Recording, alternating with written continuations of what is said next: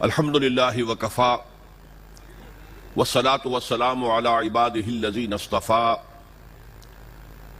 خصوصاً علی افضلهم وخاتم النبیین محمد الامین وعلی آلہ وصحبہ اجمعین. اما بعد فاعوذ باللہ من الشیطان الرجیم. بسم اللہ الرحمن الرحیم. رب اشرح لی صدری ویسر لی امری واحلل عقدۃ من لسانی یفقہوا قولی. اللہم ربنا الہمنا رشدنا واعذنا من شرور انفسنا. اللہم ارنا الحق حقا وارزقنا اتباعہ وارنا الباطل باطلا وارزقنا اجتنابہ. اللہم وفقنا لما تحب وترضى. آمین یا رب العالمین. معزز حاضرین اور محترم خواتین، السلام علیکم ورحمۃ اللہ وبرکاتہ. آپ کے علم میں ہے کہ میرا آج کی گفتگو کا عنوان ہے کلمہ طیبہ اور اس کے حوالے سے یا اس کی روشنی میں ہمارے دینی فرائض. بچپن میں مجھے امید ہے کہ بہت سے لوگ خوش نصیب ایسے ہوں گے اس مجمع میں جن کی تعلیم کا آغاز قاعدہ یسرنا القرآن سے ہوا ہو یا نورانی قاعدے سے ہوا ہو، اور پھر اس کے بعد حضرت مولانا مفتی کفایت اللہ رحمۃ اللہ علیہ کے کتابچے تعلیم الاسلام جو ہے انہیں پڑھائے گئے ہوں.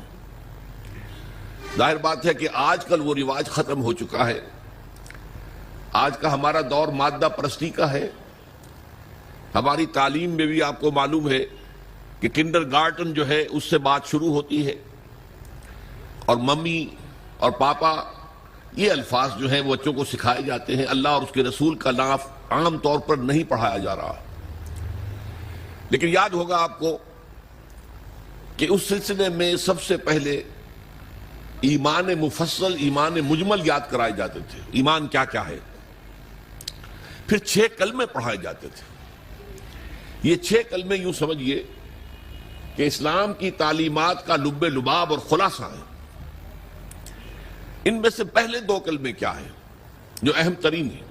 کلمہ طیبہ لا الہ الا اللہ محمد الرسول اللہ صلی اللہ علیہ وسلم. یہ مختصر ترین کلمہ ہے، اسے ہم کلمہ طیبہ کہتے ہیں. اور یہ سمجھیے کہ ہمارے دین کی جڑ اور بنیاد اور اساس ہے. دوسرا کلمہ اسی میں لفظ شہادت کا اضافہ ہو کر اشہد ان لا الہ الا اللہ واشہد ان محمد الرسول اللہ صلی اللہ علیہ وسلم. یہ کلمہ شہادت جو ہے یہ اسلام میں داخلے کا شاہ درا ہے. شاہ درا، در کہتے دروازے کو، شاہ درا بہت بڑا دروازہ. جو لوگ دلی سے واقف ہیں انہیں یاد ہوگا، معلوم ہوگا کہ دلی جو ہے وہ جمنا ندی یا جمنا دریا کے مغرب میں واقع ہے، اور مشرق سے جو بھی آتا ہے یو پی سے اس کو پہلے ایک قصبے سے گزرنا پڑتا ہے، جس کے بعد پل آتا ہے جمنا کا، اور اس قصبے کا نام ہے شاہدرہ. اسی طرح کا شاہدرہ ایک لاہور میں ہے. لاہور جو ہے وہ راوی کے جنوب مشرقی کنارے پر ہے، آباد ہے شہر. اب جو بھی پشاور سے، سرحد سے، اسلام آباد سے، پورے پنجاب سے لوگ آتے ہیں تو انہیں لاہور میں داخل ہونے کے لیے دریائے راوی کراس کرنا ہوتا ہے. لہذا وہاں بھی ایک قصبہ ہے جس کا نام شاہدرہ ہے. شاہدرہ یہ بڑا در ہے کہ جس سے داخل ہو کر آپ دلی میں یا لاہور میں داخل ہوں گے. اسی طرح میں نے عرض کیا کہ اسلام میں داخلے کے لیے شاہدرہ جو ہے وہ ہے اشہد ان لا الہ الا اللہ واشہد ان محمد رسول اللہ صلی اللہ علیہ وسلم. آج میں انہی 2 کے حوالے سے آپ کے سامنے کچھ باتیں رکھ رہا ہوں. باتیں بالکل بنیادی ہیں اور میں سمجھتا ہوں کہ آپ کے ذہنوں کے اندر موجود ہیں. صرف یہ ہے کہ آپ نے شاید زیادہ کبھی شعوری طور پر توجہ نہ دی ہو اور ان کے بارے میں کہیں گہرا غور و فکر نہ کیا ہو. دیکھیے پہلا جز کیا ہے؟ لا الہ الا اللہ. کلمہ توحید ہے. یہ اللہ کے سوا کوئی معبود نہیں. اب اس کا تقاضا کیا ہے؟ اور دوسرا جز ہے محمد الرسول اللہ صلی اللہ علیہ وسلم. اس کا تقاضا کیا ہے؟ اللہ کے سوا کوئی معبود نہیں، معبود برحق صرف اللہ ہے. اس کا کیا مطلب ہے عبادت صرف اس کی ہوگی، کوئی معبود نہیں اللہ کے سوا، عبادت اسی کی ہوگی۔ اس عبادت کا مفہوم کیا ہے؟ قرآن مجید میں بہت سے انبیاء کی اور رسولوں کی دعوت بیان ہوئی اور نام بنام کہا گیا۔ ان کی دعوت کیا تھی؟ ان اعبدوا اللہ ما لکم من الہ غیرہ، اللہ کی عبادت کرو، تمہارا کوئی الہ اس کے سوا نہیں۔ اس کے ساتھ ہی بعض صورتوں میں ایک لفظ کا اضافہ ہوتا ہے۔ سورہ شعراء میں ان اعبدوا اللہ واطیعون، عبادت اللہ کی کرو، میری اطاعت کرو۔ تو اللہ کی عبادت کیا ہے، جس کے لیے سورہ زاریات میں فرمایا وَمَا خَلَقْتُ الْجِنَّ وَالْإِنسَ إِلَّا لِيَعْبُدُونَ، میں نے نہیں پیدا کیا ہے جنوں اور انسانوں کو مگر صرف اس لیے کہ میری عبادت کریں۔ تو معلوم ہوا کہ لا الہ الا اللہ کا تقاضا کیا ہے؟ ہمہ تن ہمہ وقت اللہ کی عبادت۔ یہ عبادت کیا ہے؟ بدقسمتی سے مسلمانوں پر جو زوال آنا شروع ہوا خلافت راشدہ کے بعد سے، ایک زوال اسلام کا شروع ہو گیا، اگرچہ مسلمانوں کا تو عروج جاری رہا۔ دور بنو امیہ میں، دور بنو عباس میں دنیاوی اعتبار سے سطوت، شان اور شوکت بڑھتی چلی گئی، لیکن اسلام جو ہے اس کے اندر زوال شروع ہو گیا۔ سب سے پہلا زوال کیا آیا؟ وہ خلافت کہ جو مسلمانوں کو اپنے میں سے کسی بہترین شخص کا انتخاب کر کے جس کا تعین ہونا چاہیے تھا، وہ خلافت موروثی عہدہ بن گئی، خاندانی بات بن گئی، قبائلی بات بن گئی۔ یہ ہمارے زوال کا پہلا مظہر تھا۔ بہرحال اس کے بعد رفتہ رفتہ ہمارے تصورات بھی کچھ محدود ہوتے چلے گئے، ہوتے ہوتے بات یہاں تک پہنچی کہ عبادت کا مطلب ہے نماز، روزہ، حج اور زکوٰۃ۔ اب پہلی بات تو یہ سوچئے، کیا انسان ہر وقت نماز پڑھتا ہے، ہمیشہ روزہ رکھتا ہے؟ جب اللہ کہہ رہا میں نے تو پیدا ہی کیا میری عبادت کے لیے، کوئی اور کام اگر وہ کر رہا ہے تو وہ میرے مقصد تخلیق کے خلاف کر رہا ہے۔ وَمَا خَلَقْتُ الْجِنَّ وَالْإِنسَ إِلَّا لِيَعْبُدُونَ، میں نے تو جنوں اور انسانوں کو صرف اس لیے پیدا کیا کہ میری عبادت کریں۔ تو اصل میں بات کیا ہے؟ یہ نماز، روزہ، حج اور زکوٰۃ یہ بھی عبادات تو ہیں، اصل عبادت کچھ اور ہے۔ اصل عبادت کیا ہے؟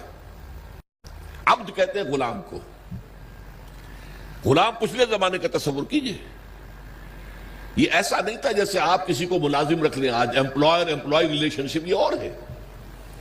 آپ نے کسی کو ملازم رکھا ہے، فرض کیجئے دہاڑی پر رکھا ہے، وہ 8 گھنٹے کام کرے گا پھر چھٹی کرے گا، اس کے بعد وہ آپ کا کوئی تابع نہیں ہے، آپ کا غلام نہیں ہے، بلکہ آپ کا بھی ایک ہی ووٹ ہوگا، جب الیکشن ہوگا اس کا بھی ایک ہی ووٹ ہوگا۔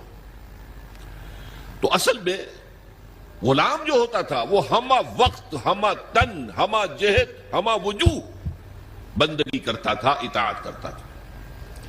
ملازم کہہ سکتا تھا کہ میرے تو اوقات ختم ہو گئے۔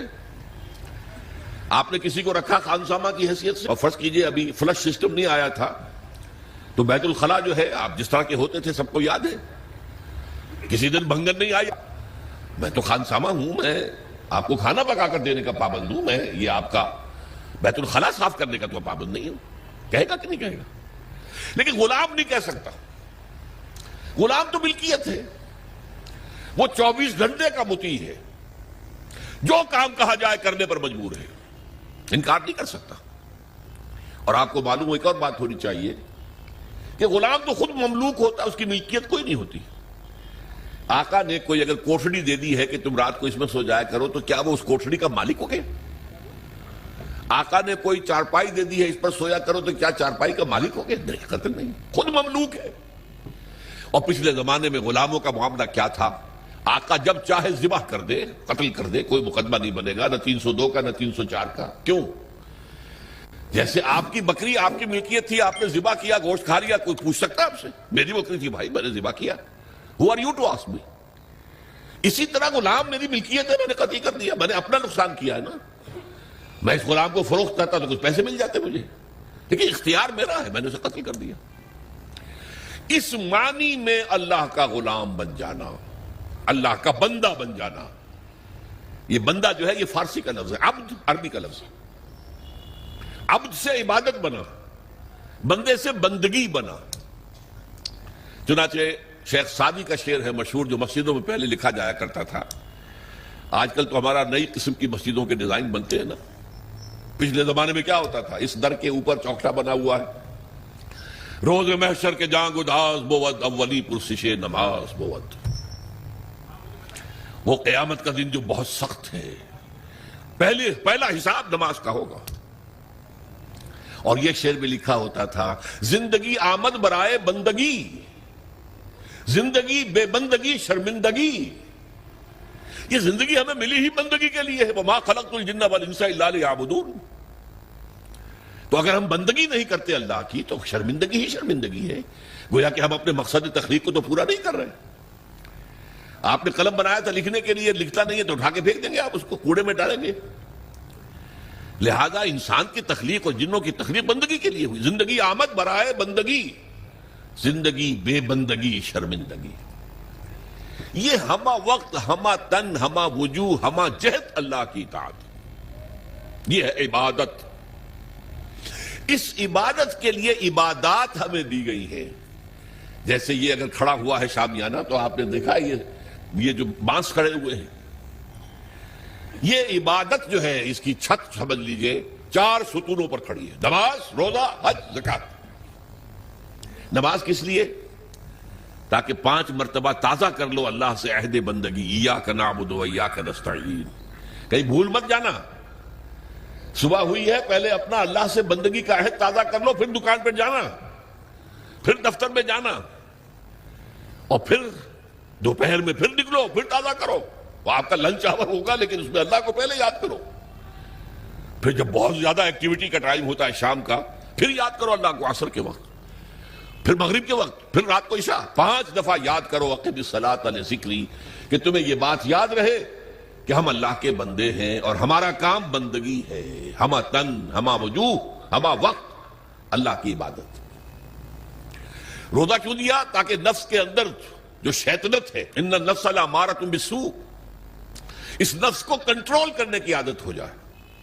بھوک برداشت کرو. کسی وقت کھانے کو حلال چیز نہیں مل رہی تو بھوک برداشت کرو، فوراً کسی حرام شے کے اندر منہ نہ مار دو. تمہارے اندر عادت ہونی چاہیے.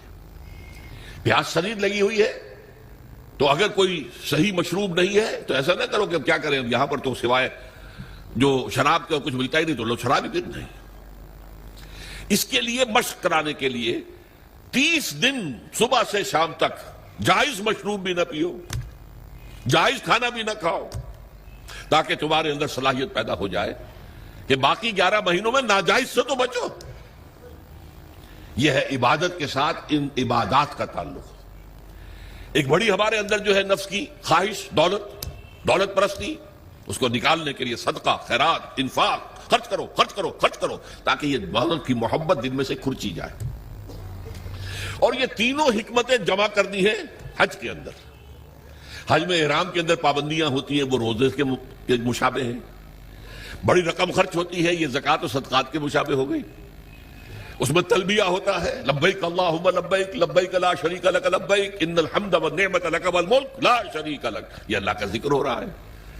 تو ذکر اور انفاق اور نفس کو کنٹرول کرنا، یہ تینوں چیزیں جمع کر دی حج میں. وہ جامع عبادات، جامع العبادات. لیکن ان عبادتوں کے اوپر چھت آئے گی اسلام کی پوری، ہما جہد، ہما وقت اللہ کی بندگی، اللہ کی اطاعت. یہ جو عبادت ہے، ایک بات اور نوٹ کر لیجئے، یہ عبادت جو ہے زبردستی بھی دنیا میں کرائی جاتی رہی. مثلا بنی اسرائیل پر فرعون مسلط تھا، اپنے احکام منواتا تھا کہ نہیں؟ ہم پر انگریز حاکم تھا، اپنا قانون نافذ کرتا تھا کہ نہیں؟ تم اپنے قانون رکھو گھروں میں. تمہارے کتاب میں لکھا چور کے ہاتھ کاٹو، ہم نہیں کاٹیں گے. تمہاری سنت ہے رسول کی، شادی شدہ ہو زانی یا زانیہ اس کو رجم کرو، غیر شادی شدہ 100 کوڑے لگاؤ اور اعلان برسر عام لگاؤ. جاؤ رکھو اپنے گھر میں، آیتیں پڑھ لیا کرو، ثواب لے لیا کرو. یہاں تو ہمارا قانون چلے گا. اور ہم اطاعت کرتے تھے کہ نہیں؟ یہ اطاعت جو ہے یہ فورس تھی، زبردستی کی تھی، جبر کے ساتھ تھی. اس کو عبادت نہیں کہیں گے. عبادت وہ اطاعت ہے اللہ کی اور اس کے رسول کی جو اپنی دلی آمادگی سے کی جائے، اللہ اور اس کے رسول کی محبت میں سرشار ہو کر کی جائے۔ یہ ڈائمنشن جو ہے عبادت کی کہ محبت اس کا جزو لازم ہے۔ اللہ لا ایمان لمن لا محبت لہ، دیکھو جس کے اندر محبت نہیں ہے اللہ کے اس کے رسول کی، اس کا کوئی ایمان نہیں۔ اللہ کا عشق، اللہ کے رسول کا عشق، اس سے سرشار ہو کر اللہ کی اطاعت، اللہ کے رسول کی اطاعت پوری زندگی میں، یہ عبادت ہے۔ اور اس میں نوٹ کیجئے، اس عبادت میں اللہ کی اطاعت بھی ہے، رسول کی اطاعت بھی ہے۔ نماز آپ پڑھتے ہیں کیسے پڑھتے ہیں؟ جیسے رسول نے سکھائی صلی اللہ علیہ وسلم۔ صلو کما رأیتمونی اصلی، نماز ایسے پڑھو جیسے مجھے دیکھتے ہو کہ میں پڑھتا ہوں۔ صحابہ نے حضور کو دیکھا، تابعین نے صحابہ کو دیکھا، تابعین نے تابعین کو دیکھا، یہ نسل بعد نسل۔ تو نظام جو بنتا ہے عبادت کا، اس میں اللہ کی اطاعت بھی ہے اور اللہ کے رسول کی اطاعت۔ اطیعوا اللہ و اطیعوا الرسول، بار بار قرآن میں آتا ہے، بار بار آتا ہے۔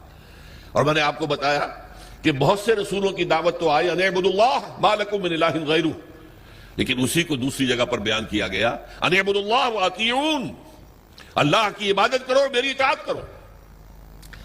تو ہمہ تن، ہمہ وقت، ہمہ وجوہ اللہ کی بندگی، اللہ کی اطاعت رسول کے طریقے پر، یہ ہے عبادت۔ اس کے لیے ہمیں پیدا کیا گیا۔ اب اس میں ابھی تک کی جو باتیں تھیں وہ تو ذرا میٹھی تھی، ذرا کڑوی بات بھی آ جائے۔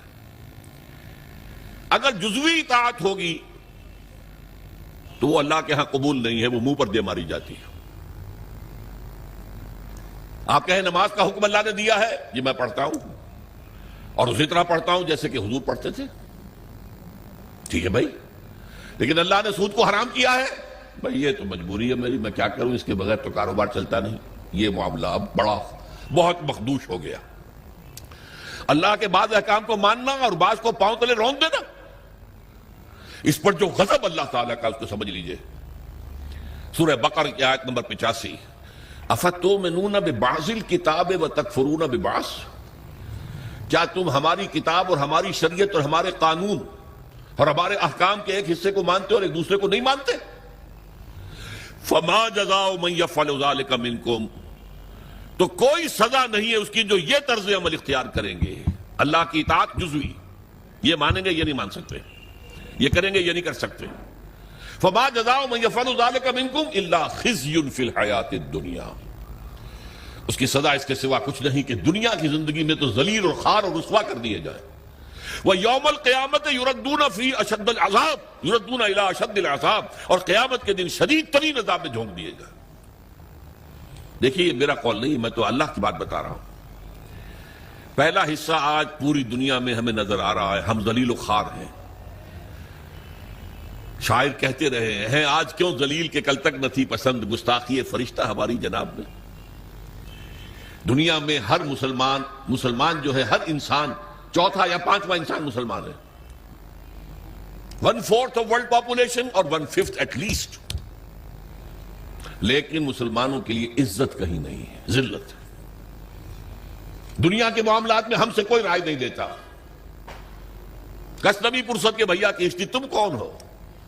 بھائی اب G7 بیٹھیں گے، فیصلہ کریں گے، G8 ہوں گے، G9 ہوں گے، G13 ہوں گے، G15 ہوں گے، یا یہ کہ سیکیورٹی کونسل ہوگی UNO کی، وہ فیصلہ کریں گے تم کون ہو؟ کوئی مسلمان ملک نہ 3 میں نہ 13 میں، نہ G7 میں نہ G15 میں، کوئی بھی نہیں۔ ہماری پالیسیاں کوئی اور بناتے ہیں، ہمارے پاس تو کوئی کنڈولیزا رائس آ جاتی ہے، یا اس سے پہلے کوئی اور آ جاتا تھا، آ کر حکم دے کے چلے جاتے ہیں یہ کرو، اور کرتے ہیں، دونوں ہاتھ جوڑ کر کرتے ہیں۔ یہ صورتحال کیوں ہے؟ یہ ذلت اور یہ رسوائی۔ اور ایک بات پر توجہ کیجئے، آج دنیا میں اس پورے گلوب میں جہاں بھی خون بہتا ہے مسلمان کا بہتا ہے۔ 50 برس سے کشمیر میں اور فلسطین میں کس کا خون بہ رہا ہے؟ بوسنیا میں کس کا بہا؟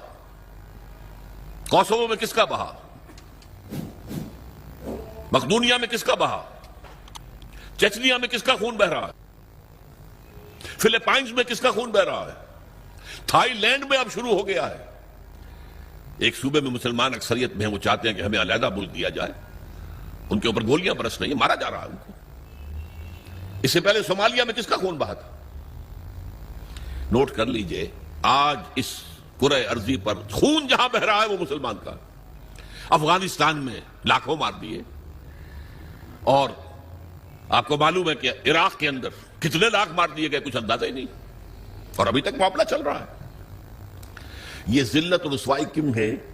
کہ ہم اپنی پوری زندگی میں اللہ کی بندگی نہیں کر رہے، لہذا اللہ نے کہا ذلت رسوائی، ضربت علیہم الذلت والمسکنہ، اب ذلت اس دنیا میں، تذلل اور ذلت، یہ تمہارا مقدر ہے، یہ سزا ہے اللہ کی۔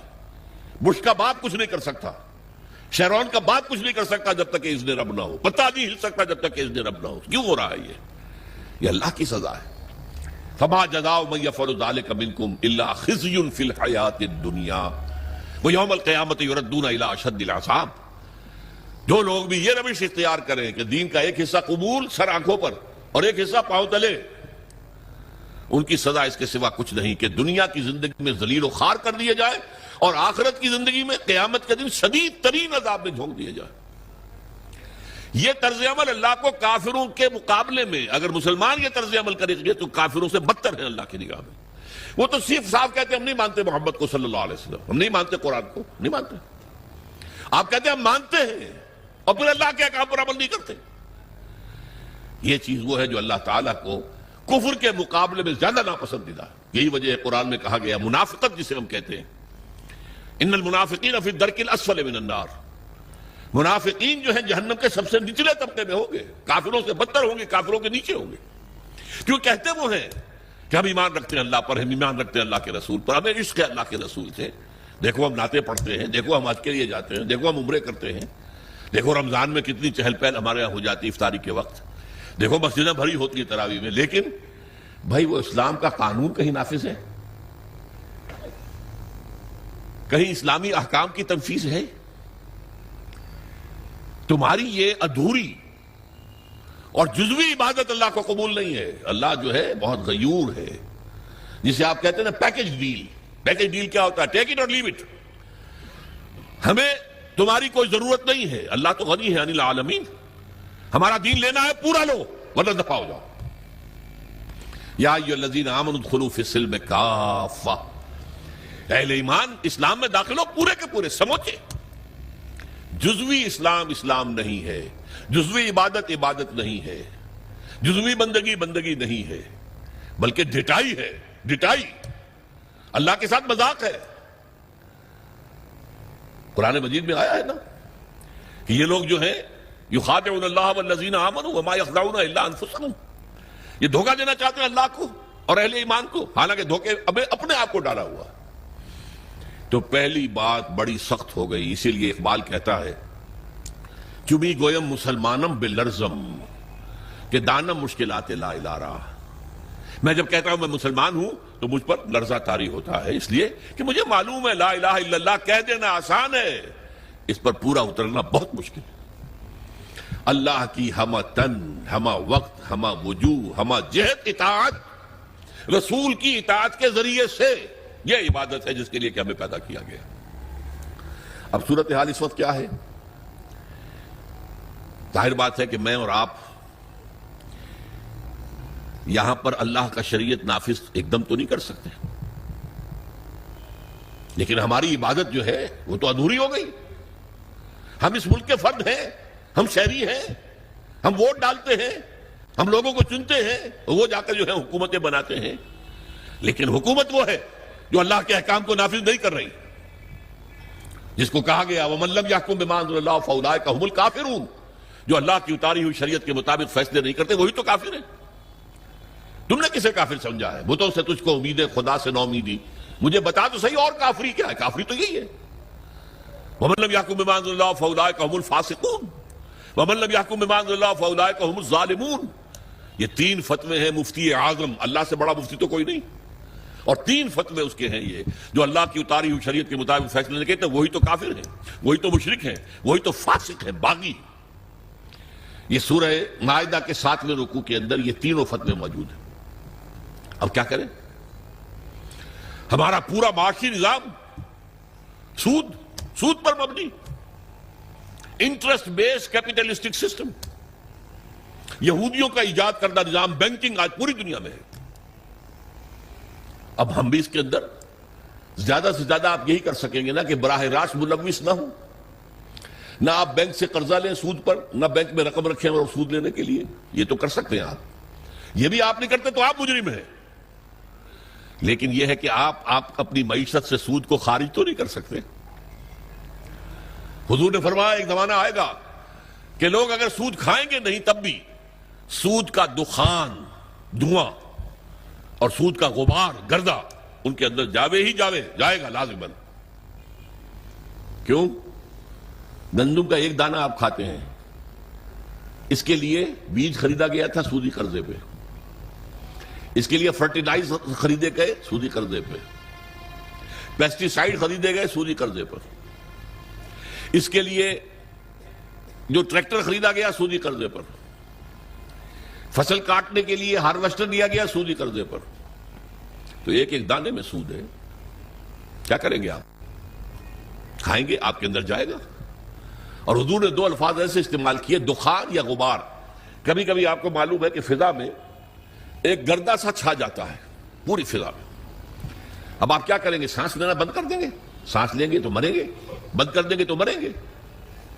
لہذا وہ گردہ آپ کے اندر، آپ کے پھیپھڑوں میں جائے گا، لامحال، آپ کو اختیار تو کوئی نہیں. اور دھواں، کہیں آپ کے گھر کے اندر آگ لگ گئی ہے، کسی ہوٹل میں آپ ہیں وہاں آگ لگ گئی ہے، دھواں ہے، کیا کریں گے آپ؟ سانس لینا بند کر دیں گے؟ سانس تو لیں گے جینے کے لیے، دھواں اندر جائے گا کہ نہیں؟ تو براہ راست کوئی شخص سود کھائے نہ کھائے، اس کا غبار یا اس کا دخان، اس کا دھواں لازماً اس کے اندر جائے گا. تو اب کیا کریں؟ جب تک پورے دین کو قائم نہ کیا جائے اس وقت تک ہماری بندگی جزوی بندگی ہے، ہماری عبادت جزوی عبادت ہے. اس گناہ کا کیا کفارہ ہے؟ دیکھیے پچھلے زمانے میں، آج کل تو کنویں ہیں نہیں، کنویں میں کوئی بلی گر گئی، کوئی کتا گر گیا، اب اس کی لاش نکالتے تھے اور ساتھ ہی کتنے ڈول پانی نکالیں گے تو اب یہ پاک ہوگا. تھا کہ نہیں؟ میرے اندر اگر گناہ جا رہا ہے، دھواں جا رہا ہے سود کا، میں سانس لے رہا ہوں اس فضا میں جس میں اللہ کا دین قائم نہیں ہے، تو میرے اندر گناہ جا رہا ہے، گناہ جا رہا ہے، گناہ جا رہا ہے. اس کا کفارہ کیا ہوگا؟ اس کو صفائی کیسے کریں گے؟ تن من دھن لگا دو اللہ کے دین کو قائم کرنے کے لیے. ابھی یہ عزیزم نوید صاحب جو کہہ رہے تھے بار بار اقامت دین، اقامت دین، کیا مطلب ہے اقامت دین کا؟ دین کو قائم کرنا، پورا دین. جیسے آپ کہتے ہیں ایک ہے نماز پڑھنا، ایک ہے نماز قائم کرنا. زمین و آسمان کا فرق ہے نا. اقیم الصلاۃ، اقیم الصلاۃ، اقیم الصلاۃ. یہ قیام جو ہے نماز کا نظام کا، اس کے لیے مسجدیں تعمیر ہوتی ہیں، اس کے لیے امام اور خطیب رکھے جاتے ہیں، وہاں پر بر وقت جماعت ہوتی ہے، ایک امام کے پیچھے کھڑے ہو کر ہم نمازیں پڑھتے ہیں. یہ نماز کا نظام ہے. اسی طریقے سے دین کا نظام، اقیم الدین، دین کو قائم کرو. اور اسی کو کہا وَيَكُونَ الدِّينُ كُلُّهُ لِلَّهِ، دین پورا کا پورا اللہ کا ہو جائے. فوجداری قوانین بھی اسی کے ہوں، دیوانی قوانین بھی اسی کے ہوں، وراثت کا قانون بھی اسی کا ہو، سود کو جڑ سے نکال کے پھینکا جائے، بیع و شرع کی جو حرام شکلیں ہیں ان کو ختم کیا جائے، جوئے کا خاتمہ کیا جائے، بے پردگی بے حیائی کا خاتمہ کیا جائے. یہ سارا کام اگر آپ کریں تو اس میں جو تن لگے گا، جو من لگے گا، جو آپ کا دھن لگے گا، جو آپ کا وقت لگے گا، یہ کفارہ ہے کہ جزوی بندگی کی وجہ سے جو گناہ ہو رہا ہے اس کا کفارہ ہو جائے گا. اگر آپ یہ نہیں کرتے تو اس کا مطلب یہ کہ آپ بھی اسی نظام کے حامی ہیں. وہ دیکھیے جو کہا تھا نا بش نے یا اس کے سیکریٹری پاول نے 11 ستمبر 2001 کو، آر یو ود اس اور اگینسٹ اس؟ یاد ہے؟ اور ہمارا کمانڈو صدر اور وہ پتاشے کی طرح بیٹھ گیا تھا آپ کے ساتھ. جی اللہ بھی یہ کہتا ہے تم میرے ساتھ ہو یا میرے خلاف ہو، نو گرے ایریا ان بٹوین، یا میرے ساتھ ہو، میرے وفادار ہو.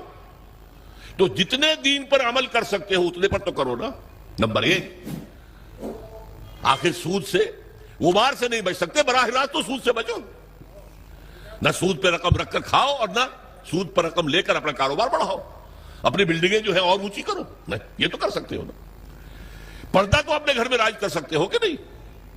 اللہ کا شکر ہے ابھی پاکستان میں تو کوئی ایسا ڈکٹیٹر نہیں آیا.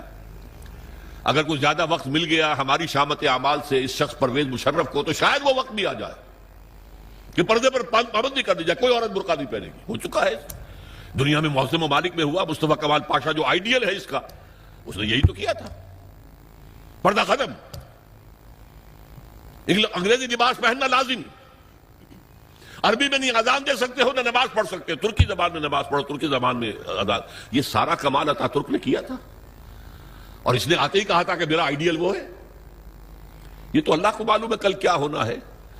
بڑے بڑے جبار اور بڑے بڑے طاقتور لوگ آئے ہیں, اور آج نسیم منسیاں ہیں. کہاں گیا وہ فیلڈ مارشل ایوب خان, کہاں گیا وہ یحییٰ خان, کہاں گیا بھٹو, کہاں گیا ضیاء الحق. تو بڑے بڑے تنتنے والے, بڑے بڑے دبدبے والے لوگ آئے ہیں, وہ سب نسیم منسیہ ہو گئے. تو میں نہیں کہہ سکتا کہ اس کے لیے ابھی کتنے دن ہیں. اللہ تعالیٰ کی طرف سے اگر مہلت اسے ملے گی تو ہماری شامت اعمال کی وجہ سے ملے گی. اس لیے کہ حضور نے فرمایا ہے, کس قدر پیاری حدیثیں یاد آ گئی, اعمالکم اموالکم, تمہارے اپنے عمل تم پر حاکم ہو جاتے ہیں. تم خود بے ایمانی کرتے ہو تو بے ایمانی تمہارے حاکم ہوں گے. تم خود سودی لین دین میں ملوث ہو تو سود کا نظام ہی تمہارے اوپر رہے گا. اعمالکم اموالکم. اور ایک اور حدیث میں آیا ہے, کما تکونون کذالک یؤمر علیکم, جیسے تم خود ہوگے ویسے تمہارے حکمران جو ہے وہ حاکم بنا دیے جائیں. اسی لیے جو نوید صاحب کہہ رہے تھے, پہلے اپنے آپ کو بدلو. ان اللہ لا یغیر ما بقوم حتی یغیروا ما بانفسہم. خدا نے آج تک اس قوم کی حالت نہیں بدلی, نہ ہو جس کو خیال آپ اپنی حالت کے بدلنے کا. اس کے لیے کیا طریقہ کار ہوگا وہ میں بعد میں عرض کروں گا. ابھی میں نے 2 نکتے بتائے. لا الہ الا اللہ کا تقاضا کیا ہے؟ اللہ کی ہمتن, ہمہ وقت, ہمہ وجوہ, ہمہ جہت اطاعت رسول کے ذریعے. اسی کا نام عبادت ہے. اسی کے لیے اللہ فرماتا ہے کہ جنوں اور انسانوں کو میں نے پیدا کیا. جیسے میں نے کہا تھا, نماز تو ہر وقت نہیں پڑھتے آپ. جو پابندی سے پڑھتا ہے وہ بھی 2-2.5 گھنٹے ہی 24 گھنٹے میں لگتے ہوں گے نا اس کے نماز میں. باقی 21.5 گھنٹے کیا کرے گا؟ عبادت کرے گا. یعنی جو کام کرے گا شریعت کے دائرے میں کرے گا. یہی عبادت ہو رہی ہے. کمائی کرے گا حلال ذریعے سے کرے گا, کھانا کھائے گا حلال کھائے گا. یہ پوری زندگی کے تمام کام عبادت ہیں اگر اللہ کے قانون کے مطابق کیے جائیں. یہی بغاوت ہیں اگر اللہ کے قانون کے خلاف کیے جائیں. اور دوسری بات میں نے آپ کو بتائی, یہ عبادت جزوی اللہ کو قبول نہیں ہے, بلکہ جزوی عبادت وہ تو منہ پر دے ماری جائے گی, جاؤ دفع ہو جاؤ, ٹیک اٹ اور لیو اٹ, یا ہمارا دین قبول کرو یا چھوڑ دو. اس کا جزوی معاملہ نہیں ہو سکتا. 50% مانتے ہیں یا 30% یا 33%. چلو 33% پہ پاس ہو جاتے ہیں نا بچے, ہمیں بھی 33% پہ پاس کر دو. اللہ کے ہاں یہ بات نہیں ہے. ٹیک اٹ اور لیو اٹ. اور اس کا عبادت کا حق صحیح معنی میں کب ادا ہوگا؟ جب پورا نظام اللہ تعالیٰ کے حکم کے مطابق قائم کر دیا جائے.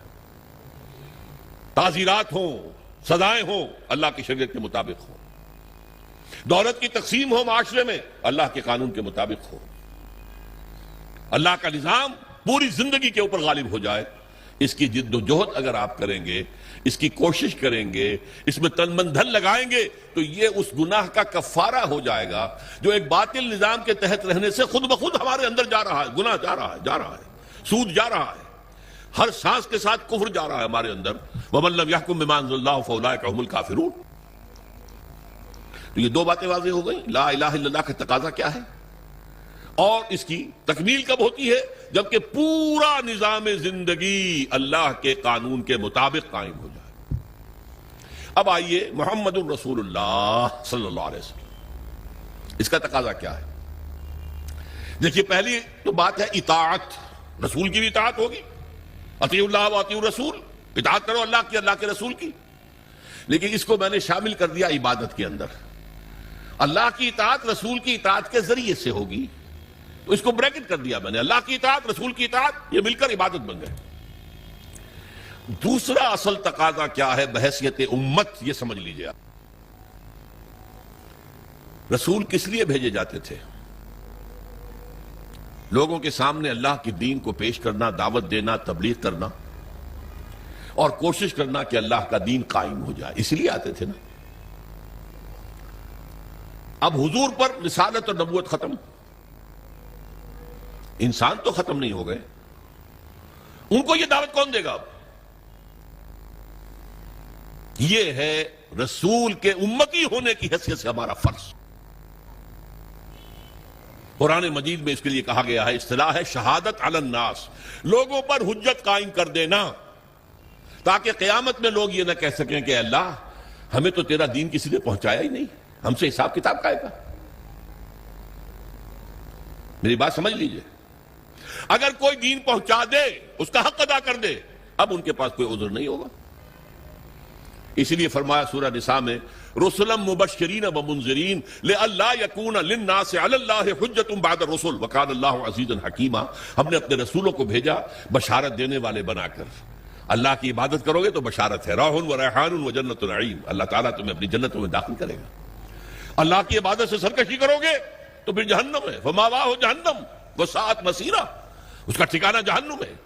تو وہ بشیر بھی تھے، نذیر بھی تھے، لیکن حاصل کیا تھا؟ لئلا یکون للناس علی اللہ حجۃ بعد الرسل، رسولوں کے آنے کے بعد لوگوں کے پاس کوئی عذر باقی نہ رہ جائے۔ اللہ ہمیں معلوم نہیں تھا، نہیں، ہر امت کے خلاف اس کا رسول کھڑا ہو کر گواہی دے گا پہلے قیامت کے دن، جسے آپ کہتے ہیں سرکاری گواہ، prosecution witness.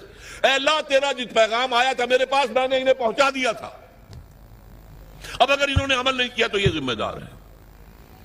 They can't plead ignorance، یہ نہیں کہہ سکتے ہمیں تو بتایا ہی نہیں گیا، میں نے بتا دیا تھا۔ یہ ہے ان کے خلاف شہادت بڑھے گی کہ اب یہ ذمہ دار ہے۔ بہت سادہ سی بات آپ کو سمجھا دوں مثال سے، آپ اپنے کسی عزیز کو کوئی پیغام بھیجتے ہیں، کل شام تک یہ کام میرا ضرور کر دینا کر دینا کر دینا کر دینا ورنہ مجھے بہت نقصان ہو جائے گا۔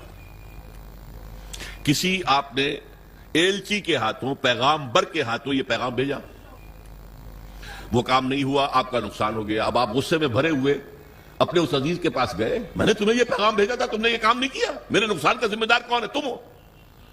اگر وہ یہ کہہ دے بھائی مجھے تو آپ کا پیغام کسی نے پہنچایا ہی نہیں، اب کوئی غصہ آپ کا رہ جائے گا اس کے خلاف؟ آپ پتاشے کی طرح بیٹھ جائیں گے نا، غصہ ختم۔ اب غصہ کس پر آئے گا؟ اس پیغامبر پر آؤ، بھلے آدمی تجھے میں نے پیغامبر بنایا تھا کہ پیغام پہنچانا، تم نے نہیں پہنچایا، میرے نقصان کے ذمہ دار تم ہو۔ تو یہ پیغام رسانی کا منصب کتنا نازک ہے، کتنا نازک ہے، کتنا نازک ہے۔ اگر آپ نے پیغام پہنچا دیا، آپ فارغ ہو گئے، بری ہو گئے، وہ ذمہ دار ہیں۔ اگر آپ نے نہیں پہنچایا تو آپ مجرم ہیں، وہ نہیں ہے۔ اسی لیے کہا گیا سورہ اعراف کے شروع میں فَلَنَسْأَلَنَّ الَّذِينَ أُرْسِلَ إِلَيْهِمْ وَلَنَسْأَلَنَّ الْمُرْسَلِينَ، ہم پوچھ کر رہیں گے ان سے بھی جن کے طرف ہم نے رسولوں کو بھیجا، اور ہم پوچھ کر رہیں گے رسولوں سے بھی۔ پہلے رسولوں سے کہا جائے تم نے پہنچا دیا تھا، اب وہ کہیں گے کھڑے ہو اللہ میں نے پہنچا دیا تھا، پھر کہیں گے اچھا اب تم بات کرو، تم نے پیغام میرا پہنچ گیا تھا، کتنا عمل کیا؟ یہی وجہ ہے، دیکھیے حضور نے اپنے آخری خطبے میں اپنی تعلیمات کے اہم نکات کو دوبارہ سہبارہ اس کو نمایاں کر کے پھر ایک سوال کیا۔ ذرا چشم تصور سے دیکھیے، 1.25 لاکھ کا مجمع ہے، معمولی بات نہیں ہے۔ آج بھی 20-30 لاکھ ہی ہوتے ہیں نا آدمی حج میں، 1.25 لاکھ، جبکہ شاید پورے عرب کی آبادی 2.5-3 لاکھ سے زیادہ نہیں ہوگی۔ 1.25 لاکھ آدمی جمع ہے، 1,24,000۔ آپ نے خطبہ دیا، اور خطبے کی شان کیا تھی؟ ایک ایک لفظ 3 مرتبہ دہراتے تھے۔ لاؤڈ سپیکر تو تھا نہیں، تھوڑے تھوڑے فاصلے کے اوپر، جیسے مکبر ہو جاتے ہیں نماز با جماعت میں، اگر لاؤڈ سپیکر نہیں ہے تو وہ مکبرین کھڑے ہیں۔ حضور نے ایک بات ادھر کہی، اب مکبرین نے آگے پہنچانی شروع کر دی، دوسری بات سامنے رخ کر کے کہی، دوسری مرتبہ وہی بات، اب سامنے والوں نے پہنچانا شروع کر دیا، تیسری مرتبہ بائیں طرف دیکھتے ہوئے کہی، اب بائیں والوں نے پہنچانا شروع کر دیا۔ آخر میں ایک سوال کیا، الا هل بلغت، لوگوں میں نے پہنچا دیا یا نہیں؟ پورے مجمع نے کہا بیک آواز، انا نشہد انک قد بلغت رسالتا ونصحت الامتا وبلغت رسالتا وادیت الامانتا وکشفت الغمتا۔